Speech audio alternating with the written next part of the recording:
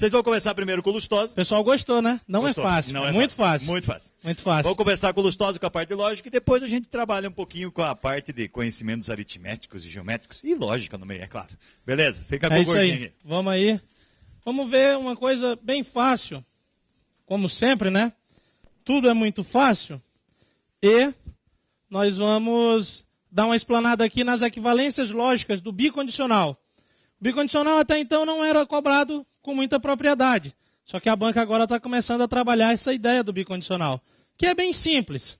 Ele é uma das proposições que tem a maior quantidade de equivalências, junto com a disjunção exclusiva.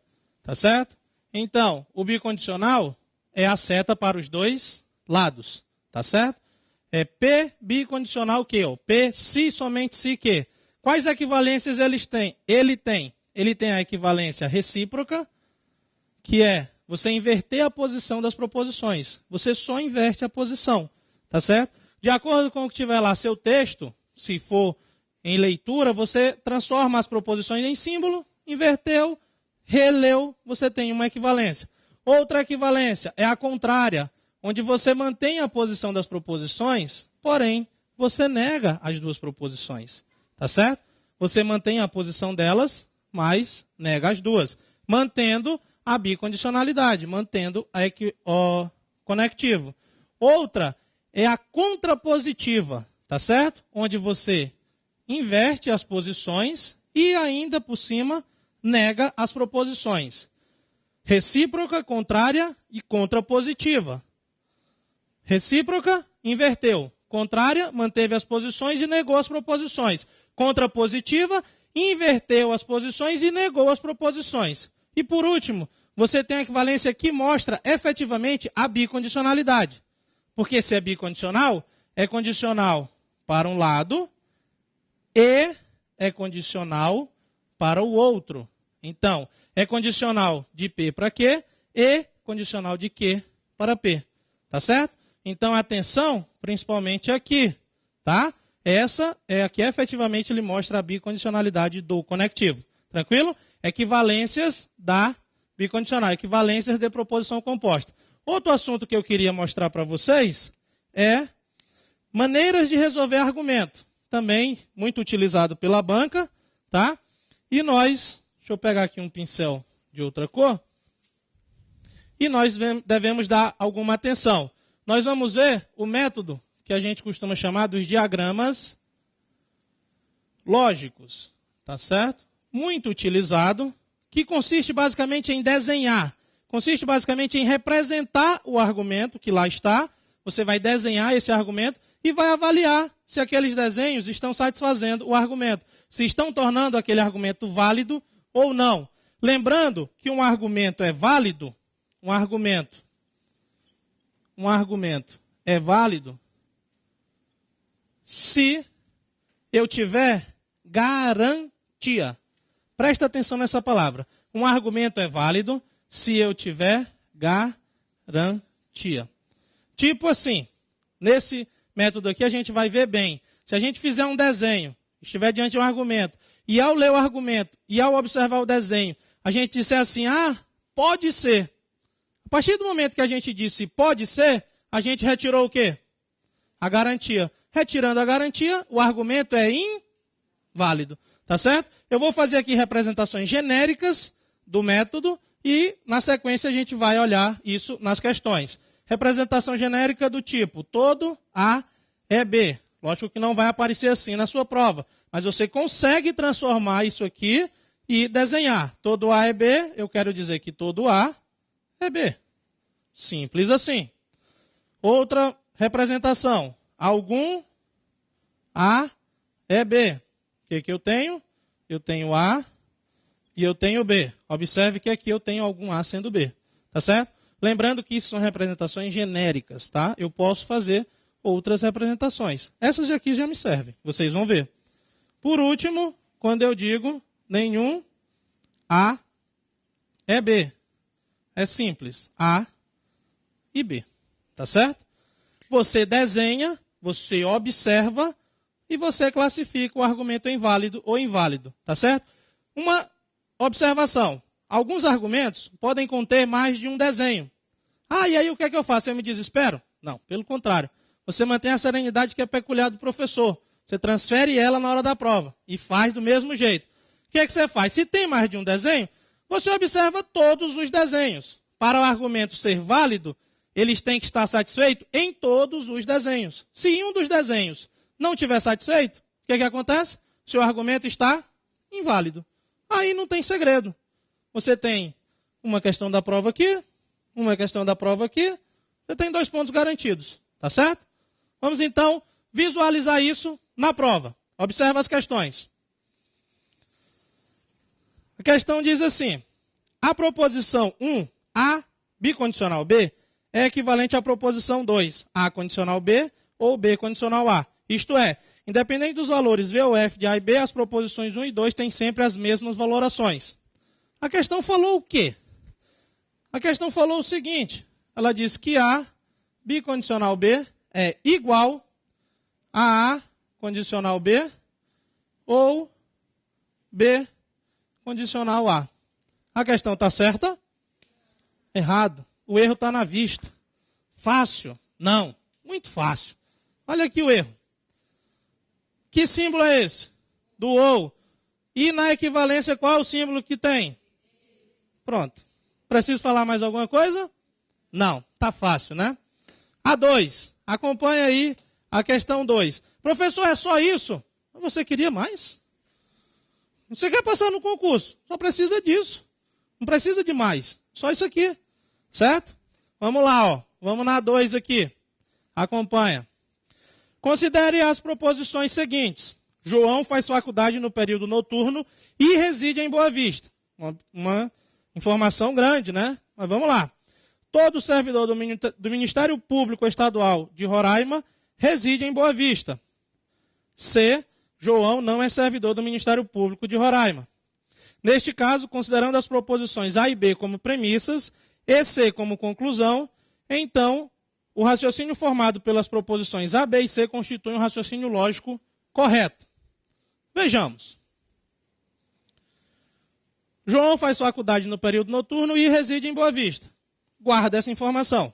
Reside em Boa Vista, principalmente.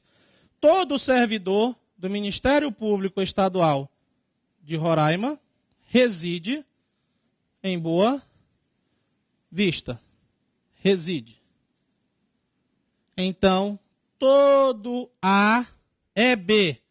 Todo servidor do Ministério Público Estadual de Boa Vista, de Roraima, reside em Boa Vista. Aí, na primeira informação, o que é que eu tinha? João faz faculdade no período noturno e reside em Boa Vista. Ah, então vamos colocar João aqui.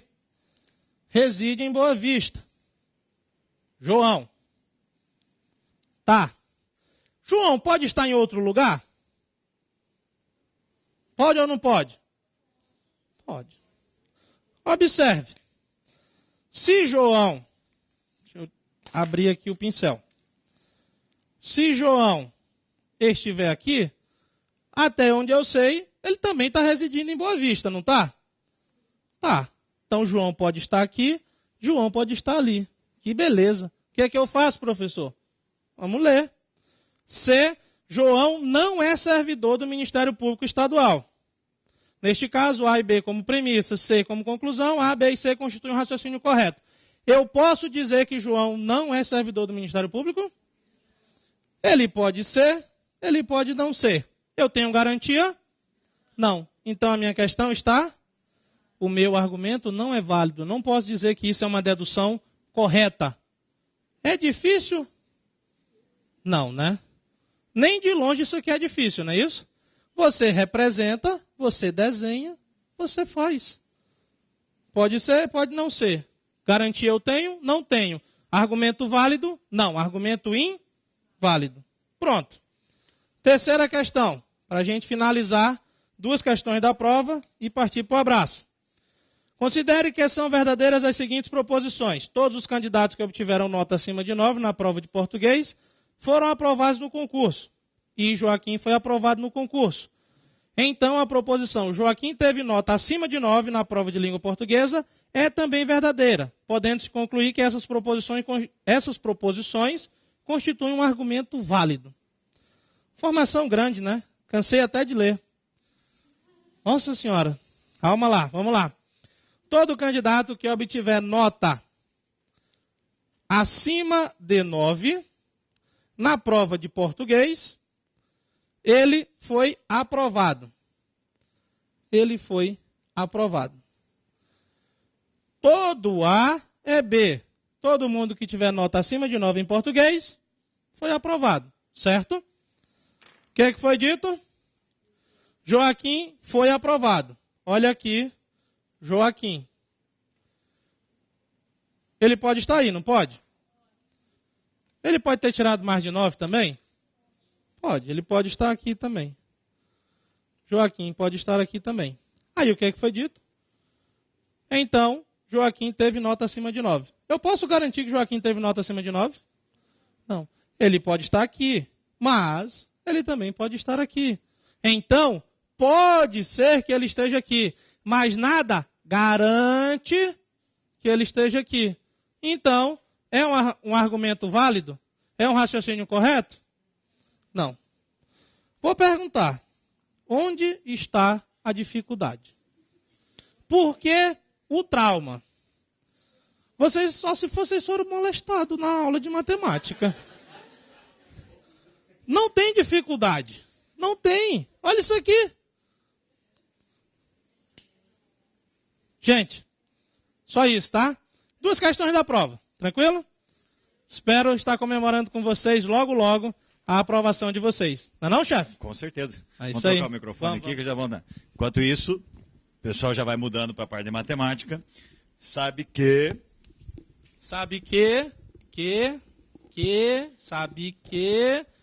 ele está demorando aqui. Vai.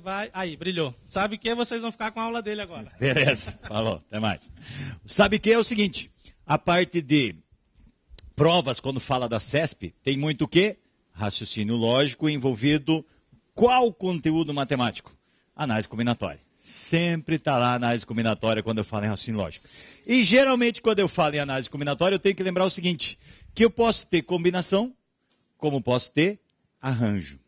Qual é um probleminha sério? Quando eu falo em combinação, a ordem de escolha não faz diferença. Em arranjo, a ordem de escolha faz diferença. E geralmente, a pessoa quando quer fazer uma questão por arranjo ou por combinação, ela tenta burlar, para tentar não fazer por aí, tentar fazer uma forma mais fácil. Claro, quando é arranjo, você pode fazer pela ideia dos risquinhos, mas quando é combinação, não pode. Então você também tem que tomar um cuidado aí. Sempre saber se você está falando de uma combinação ou se está falando de um arranjo. Detalhe, a CESP tem por costume sempre colocar lá, tem um grupo de funcionários, tantos são mulheres, tantos são homens, ou tantos são canhotos, tantos são destros e assim por diante. Então sempre coloca alguma característica.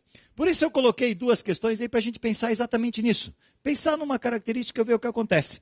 Coloquei lá assim, em um setor de uma empresa trabalham 15 pessoas, das quais 6 têm mais de 10 anos de trabalho pela empresa. Escolhendo 2 trabalhadores ao acaso, podemos afirmar que, primeira coisa que você tem que pensar, ele falou, escolhendo 2. 2 trabalhadores ao acaso. Ele disse que vai dar cargo para esses trabalhadores, alguma coisa? Não. Então é simplesmente uma combinação. Uma combinação de quantos? Ora, eu tenho 15, vou escolher 2. Essa é a ideia para saber o total de possibilidades que eu tenho. Vamos lá. Aí ele diz o seguinte, existem mais de 100 maneiras de selecionar esses 2 trabalhadores. Você percebeu que na primeira pergunta ele não restringiu nada. Ele deu um texto inicial, mas na primeira pergunta não restringiu. Ele só pediu quantas maneiras eu posso escolher 2 dentre esses 15. Então, eu quero simplesmente uma combinação de 15, onde eu vou escolher 2. Claro que resolver fórmula de combinação, tem aquela formulazinha bonitinha do n fatorial, dividido por n menos 2, que multiplica p, n menos p, que multiplica p fatorial, não é aquela formulazinha? Mas quando é 2 a 2, você precisa dela? Não. Você pode fazer direto. Né? Não é só 15, 2 a 2? É só pegar o número vezes o anterior e dividir por 2. Sempre que for 2 a 2, é fácil fazer isso. Aqui na prática vai ser quem? 15 vezes 14 dividido por 2. Posso simplificar, sobra quanto lá? 7. 7 vezes 15? 105. Claro, você pode pensar lá e vou olhar pela fórmula. Ora, pela fórmula, 15, 2 a 2, você ia fazer lá 15 fatorial dividido por 2 fatorial, que multiplica 15 menos 2 fatorial. Desenvolvia 15 vezes 14 vezes 13 fatorial, porque aqui vai dar 13, não vai? 13 fatorial para poder cortar. Quanto que é 2 fatorial? 2. Não é a mesma conta que eu fiz lá em cima? Toda vez que for 2 a 2, você pode fazer isso. Cuidado, professor, e com 3 a 3. Com 3 a 3 aqui seria 3 fatorial. Cuidado, teria que dividir por 6. Então eu já não aconselho, eu já acho melhor você escrever. Mas quando é 2 a 2 é fácil. É só pegar, multiplicar pelo anterior e dividir por 2. Sai mais rápido, você não perde tempo. E não perder tempo numa prova sempre é interessante. Sobra mais tempo para outra. Para pensar na análise das frasezinhas, né? Vamos lá. Beleza, esse cara deu quanto? 105. O item disse que ia dar mais do que 100. Correto, item verdadeiro, mais do que 100. Depois, ele pediu o seguinte: a probabilidade de os dois selecionados terem mais de 10 anos, faltou a palavra de empresa aqui, era para ser corretinho, né? Mais de 10 anos de empresa, tá? É de menos de 15%. Professor, não está escrito 15%, está escrito 0,15%. Sim, 0,15% é o quê? 15%, né? Vamos lá. Então ele falou com ter mais de 10, é isso? Mais de 10. Quantos tinham mais que 10 anos? 6. 6 entre os 15 tem mais de 10 anos. Primeira coisa, lembrando um pouquinho, o que é probabilidade? Probabilidade de um evento A acontecer é o quê? Sempre o que eu quero, dividido por quem? Pelo o que é possível. Eu tento guardar dentro sempre dessa maneira. É o que eu quero dividido pelo que é possível. Só que tem uma facilidade já. O que é possível, você acabou de achar aqui. Você não acabou de achar quantas maneiras diferentes você podia escolher duas pessoas? O que é possível é 105. Então eu já sei que o possível é 105. Agora o que eu quero? Peraí. O que eu quero é 2 trabalhadores que tenham mais de 10 anos de empresa. Perfeito? E quantos têm mais de 10 anos de empresa? 6. Então é uma combinação de 6 tomado 2 a 2. Perfeito? Combinação de 6, 2 a 2. Vamos fazer aqui na frente. Combinação de 6 tomado 2 a 2. Regrinha de novo. 6 vezes 5 dividido por 6 dividido por 2 dá 3. 3 vezes 5? 15. Na prática eu quero 15 dividido por 105. Agora eu te pergunto um negócio. Ele não está falando de 15%? Não tem 15 na parte de cima? Tem, né? Peraí, se fosse 15 dividido por 100, não é isso que ele diz? Esse aqui vai dar maior ou vai dar menor? Não vai dar menor? Então eu não preciso nem dividir, eu já sei que ele vai dar menos de 15%. Eu não preciso fazer a conta. Percebeu? Esses detalhes que você tem que fazer, porque ajudam a você fazer a conta mais rápido. Se você dividir, vai dar 0, 14, alguma coisa. Mas eu já sei que eu quero 0,15. E eu sei que isso aqui vai dar menos de 0,15. Porque para dar 0,15 tinha que ser 15 por 100. Se eu estou dividindo por um número maior, vai dar menor. E ele disse que seria menos de 0,15, não disse? Então o item está correto. Tranquilinho? Fácil, não é? E a ideia de montar aqui ajuda bastante se você sabe o que é realmente 0,15, é 15 por 100. Fica mais fácil. Beleza? Vamos lá. Coloquei mais uma questão aí para a gente pensar um pouquinho. Diz o seguinte: em um escritório, as despesas mensais com salários dos 10 empregados, era para dizer são de 9.600.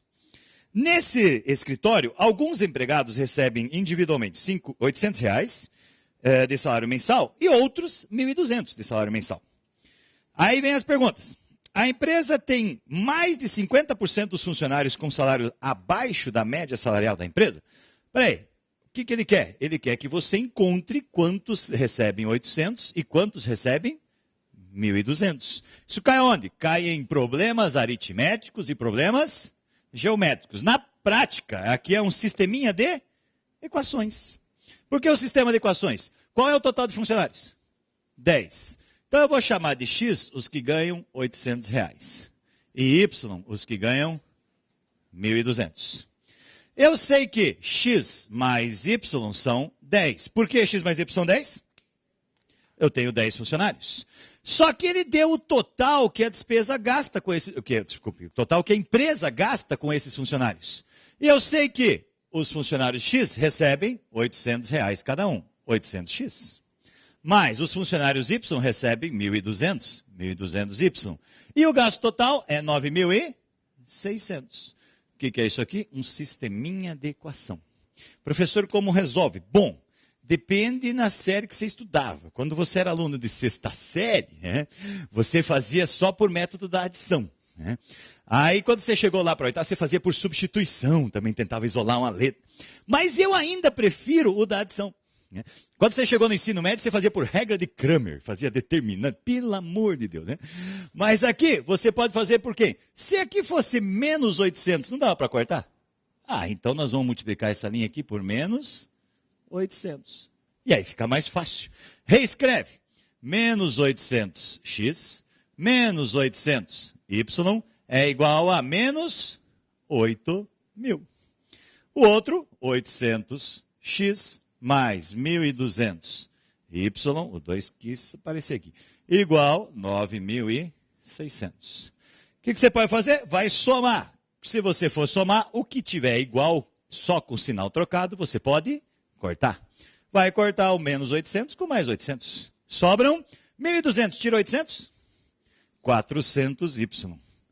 400y é igual a quem? Fácil agora, hein?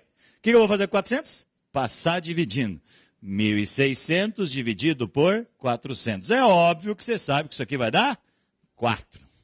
Peraí, vou fazer conta agora para... Vai fazer conta nada, você não tinha 10 funcionários. Você tem 4 que recebem 1.200. Então, você vai ter, obviamente, 6 que recebem 800. Não precisa mais fazer conta, pelo amor de Deus, né? Tranquilo? Aí ele disse, mais de 50% dos funcionários recebem R$800? Correto. Mais de 50%, mais da metade. Tranquilinho, fácil. E aí vem a próxima pergunta, eu coloquei mais uma em cima. Vamos lá. Diz o seguinte, se para atender a crescente demanda de serviços, o escritório triplicar a quantidade de empregados com o salário de R$800 e duplicar a quantidade de empregados que recebem R$1.200, então a média salarial irá diminuir em mais de R$40. Sabe quando eu leio uma questão dessa? A primeira coisa é que eu vou sublinhar a informação importante. A informação importante é que é o diminuir. Eu vou marcar lá o diminuir. Significa que ele está dizendo que a média vai diminuir. Mas ele está dizendo que a média vai diminuir mais de 40. Que a média vai diminuir, você poderia concluir de cara. Por quê? Ele não contratou mais funcionários que recebem R$800 do que funcionários que recebem 1.200? Então a ideia de que vai diminuir, está tranquila. Você percebe de cara. Mas será que é mais ou menos de 40? Aí que está a ideia que talvez você tenha um pouquinho mais de cuidado para chegar no resultado. Eu vou fazer o cálculo aqui para você chegar lá. Ele falou que triplicou o número de funcionários que recebem 800. Quantos recebiam 800? 6. Triplo? É vezes 3, tá? 18. 18 funcionários recebem 800. E os que recebem 1.200 dobrou. Se eram 4, agora são 8. 8 recebem 1.200. Claro que para saber o total, eu preciso multiplicar. 18 vezes 800 e 8 vezes 1.200. Claro que, deixa eu pegar outra aqui.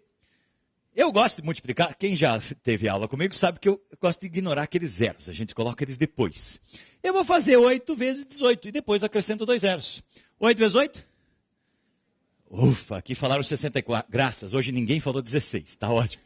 64, sobra 6, 8 vezes 1, 8, mais 6, 14. E claro, não esqueça dos 2 zerinhos, perfeito? E agora aqui, bom, o vezes 12 está muito fácil. Quanto que é 8 dúzias? 96. 8 dúzias é 96. Acrescenta 2 zeros, 9.600. Agora eu posso somar o salário.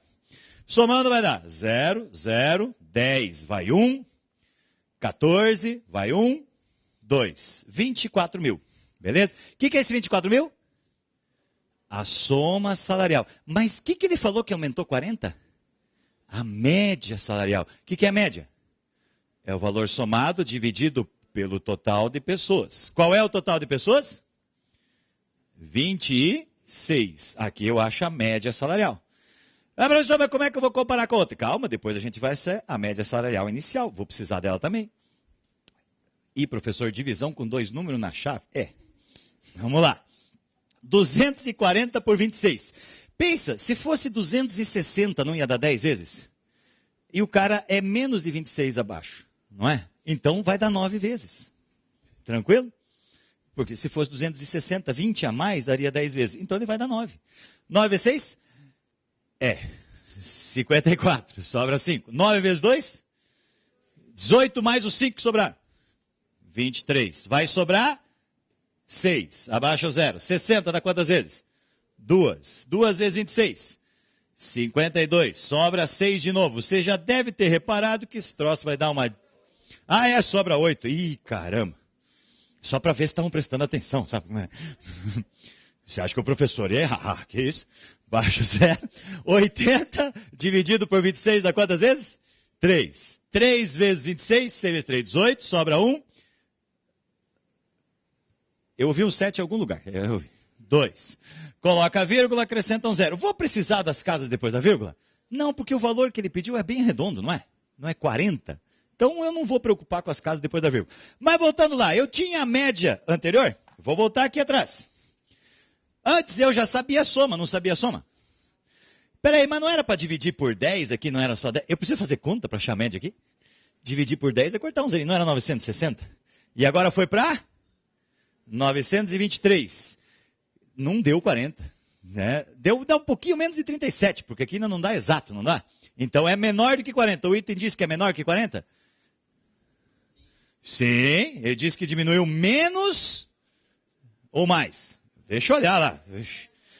Diminuiu mais de 40. Então o item está errado. Beleza? Diminuiu mais de 40. Está errado. Beleza? Difícil? Muito fácil. Né? Aí eu coloquei a quinta questão, que é para desencargo de consciência. Porque se me cair esse negócio e me errarem, eu vou ficar louco. Né? Por quê? Anagrama de palavra é a parte mais fácil que possa cair numa prova sua, quando eu falo em a parte de análise combinatória. Por quê? Você só precisa saber contar a letra. Né? E isso é muito simples. Aí eu coloquei lá a última questão, diz assim: o número de anagramas da palavra concurso que começam e terminam com a mesma letra é inferior a 800? Espera aí. Primeiro, palavra concurso. Concurso. Quantas letras tem? Espera aí, deixa eu contar, professor. Tá.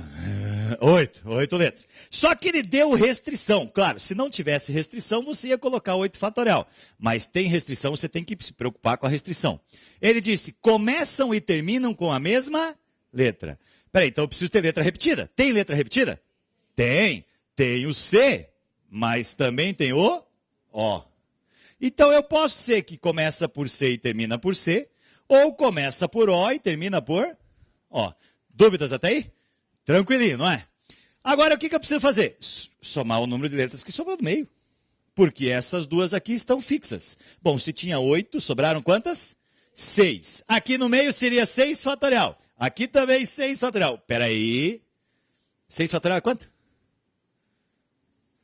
720. Se você fosse somar 720 com 720 aqui, dava 1440. Você ia dizer que o item estava errado. Mas calma, se tem letra repetida, eu preciso dividir pela repetição. O O não está repetido aqui no meio? Divide por 2 fatorial, porque o O se repete 2 vezes. E aqui, quem se repete 2 vezes? Divide por 2 fatorial por causa do C. Bom, 6 fatorial é um daqueles que eu sempre vou dizer para você que você tem que saber de cor. Pelo menos até 7. 6 fatorial, 720. Dividido por 2 fatorial, que é 2. 360 possibilidades aqui e também 360 possibilidades aqui, que somam um total de 720. Certo? Então, é fácil da pessoa errar? É, esquecer desse 2 aqui, mas é batata, pessoal errar. Esse dia eu estava dando aula para o concurso da PM, o pessoal falou assim, podia pedir os anagramas da palavra PM, né? Daí ficava mais fácil, né? O pessoal tava... Eles queriam moleza, né? MPU também era bom, né? MPU até que era tranquilo, 3 letrinhas, né? O problema é se cai Ministério Público da União, né? Aí ia dar um pouquinho de trabalho, beleza? Chega aí, meu caro. E aí, chefe, tudo tranquilo? A nossa ideia aqui hoje é mostrar como a sua prova pode ser simples, e você tem conteúdos simples na sua prova. A prova da CESP não é difícil, é mais ou menos sempre a mesma ideia. O que tem? Você está fazendo uma prova de verdadeiro e falso. Então é tranquilo. Já imaginou, se tem 5 alternativas, é pior. Bem pior. A probabilidade de você errar... Você tem 50% de chance de acertar qualquer questão. Pensando estatisticamente. ABCDM, então, estatisticamente pensando, está muito melhor. Mas agora eu entendi, chefe. A gente ficou aqui por último, exatamente para mostrar para eles que é muito tranquilo, né? Tranquilo. Muito tranquilo. Você viu que, finalizamos com isso aqui. Tem coisa melhor que isso aqui? Vamos ser sinceros. Não tem. Facinho, tranquilinho. Divisãozinho. Dividir. Não tem segredo. Só para você entender que você está aprovado. Tá certo? É só para você entender isso, que você está aprovado. A gente ficou no final só para garantir que você está aprovado. Claro. Tá certo? Só para isso. Interpretando a questão direito, você vai ver que não tem segredo. Tá certo? São detalhes. Então é só você estar atento à interpretação. Observou o detalhe, observou se está certo ou se está errado, partiu para o abraço. E o que eu digo que é isso, principalmente em matemática e em raciocínio lógico, o que é? É puro treino. Treino. Você viu a regrinha lá? Funciona dessa forma. Por exemplo, as leis de Morgan. Beleza, você viu todas as regrinhas de Morgan. Você vai fazer exercício, caramba, cai metade das questões cai naquilo. Cai aquilo. E se você observar o detalhe, você decorou as regrinhas? Pronto. Você fez a metade da prova garantida. A outra metade com 50% dá quase para passar já. Olha só, sem saber a parte da análise combinatória. Exatamente. Então, tranquilo, vá com calma. Sempre recomendo.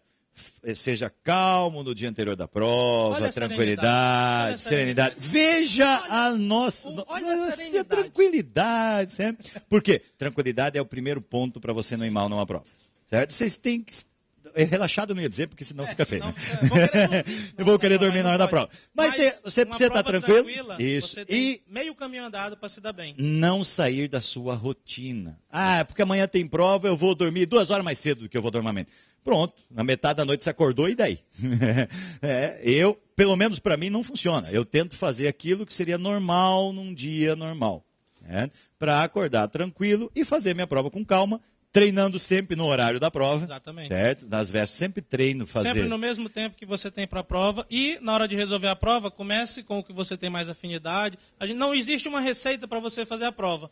Faça o que você acha mais fácil, vá seguindo. Se você quer deixar raciocínio por último, deixe por último. Mas tenha certeza que você vai conseguir acertar tanto quanto as outras matérias, vai conseguir garantir seus pontos e efetivamente passar no seu concurso. A minha estratégia sempre foi, eu ia lendo as questões, se era difícil eu deixava para fazer depois.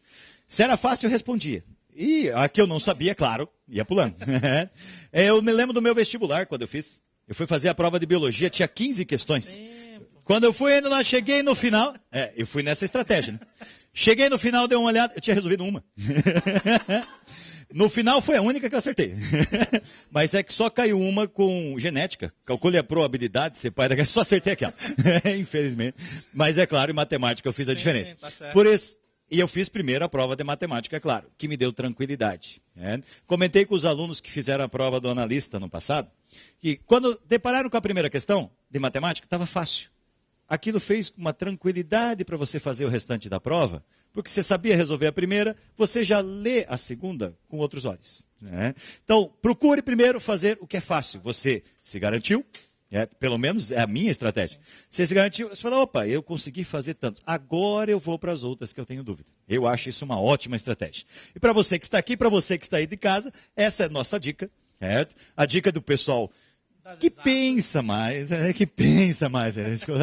para você conseguir a sua aprovação e com certeza nos atender em algum dia desses, né, lá no Ministério Público, com uma outra oportunidade, beleza? Nos atendendo só para a gente fazer uma denúncia, não como denunciado. Com nome denunciado, Tá certo? Beleza? Abraço a todos, abraço aí de casa. Fica com Deus e até domingo que vem a gente vamos estar aí corrigindo a sua prova, tá certo? Beleza. Garantindo que você efetivamente passou. Um abraço. Um abraço, falou, até mais.